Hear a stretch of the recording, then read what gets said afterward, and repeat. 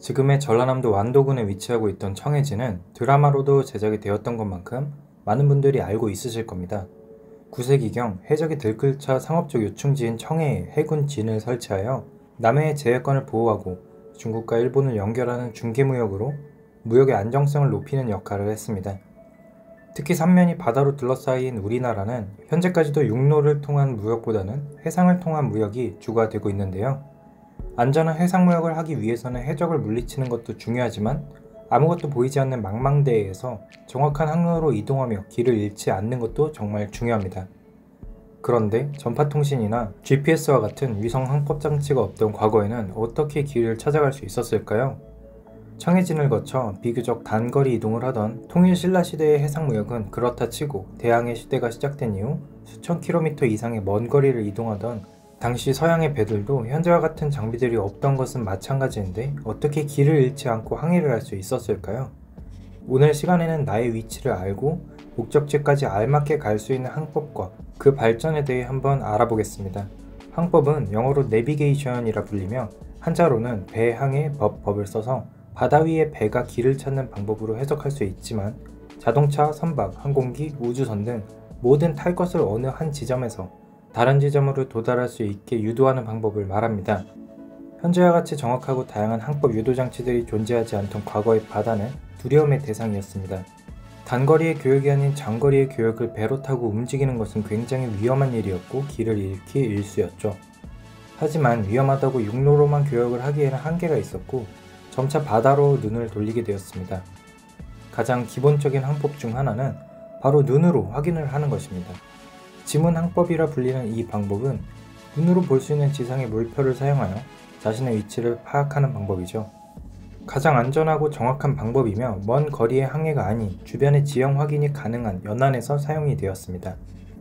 그럼 주변에 참조할 만한 지형이 단 하나도 보이지 않는 망망대해에서는 어떻게 자신의 위치를 알고 목적지로 향해 갈 수 있었을까요? 지금은 다양한 빛공해로 인해 밤하늘의 별들을 관측할 기회가 잘 없지만 빛공해가 없던 과거에는 낮에는 태양으로, 밤에는 하늘에 밝게 빛나는 별을 이용한 천문항법을 사용했습니다. 태양이 뜨고 지는 위치를 보며 동쪽과 서쪽을 알 수 있었고 밤이 되면 언제나 북쪽을 가리킨다는 북극성을 사용해 북쪽을 알 수 있었습니다. 저도 밤하늘을 바라보면 언제나 W 모양의 카시오페아 자리나 북두칠성을 보고 북극성을 찾는 습관이 있는데요. 먼 옛날에 항해를 하던 선원들은 지구의 자전에도 위치가 변하지 않는 북극성을 찾아 항해에 활용했습니다. 그런데 북극성의 존재는 저곳이 북쪽이다 라는 정보는 주지만 그 정보만 알아서는 목적지에 도달할 수 없습니다. 그러나 방향에 대한 정보에 추가해 얼만큼 북쪽에 가까운지만 알 수 있다면 목적지를 찾아가는데 훨씬 수월해지는데요. 그래서 나온 것이 위도입니다. 위도는 지구의 적도를 0도로 극지방을 90도로 나누는 가로의 선인데 우리나라는 북위 38도에 위치해 있습니다. 현재의 위치와 목적지의 위도만 정확하게 알 수 있으면 목적지의 위도까지 수직으로 이동한 후 동쪽과 서쪽을 찾아 수평 이동만 하면 원하는 목적지에 쉽게 도달할 수 있을 텐데 말이죠. 그런데 이 위도를 북극성과 태양으로 알아낼 수 있습니다. 어디에 위치를 하고 있던 수평선으로부터 각도를 재면 그 각도가 바로 현재의 위도이고 이를 쉽게 알 수 있도록 6분위라는 도구가 사용되었습니다. 마찬가지로 남반구에서도 북반구의 북극성과 같은 별을 찾아 방향과 위도를 찾아냈다고 합니다. 그런데 이러한 천문항법은 단점이 있습니다. 날씨가 좋지 않아 별을 제대로 확인할 수 없는 문제도 있지만 별을 제대로 확인하였다고 하여도 출렁이는 파도에 의해 정확도가 좋지 못했죠. 바로 여기서 중국의 4대 발명이라 불리는 나침반이 등장하며 새로운 전환점을 맞게 됩니다. 나침반을 사용하여 비교적 정확한 방향을 알 수 있었고 방향을 안 이후에는 현재 나아가는 배의 속도와 시간을 활용하여 날씨에 상관없이 항해를 할 수 있었죠. 당시 배의 속도를 알아내는 방법으로는 배의 선수에서 나무판을 던지고 배의 선미에 도착할 때까지의 시간을 모래시계를 사용하여 계측했다고 합니다.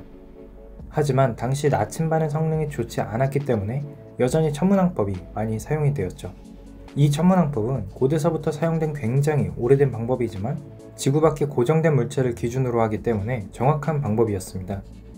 기존 방법에서 조금 더 개선되어 만약 위도와 함께 정확한 경도까지 알 수 있다면 위치에 대한 좌표를 얻어낼 수 있었고 길을 잃지 않을 수 있었는데요.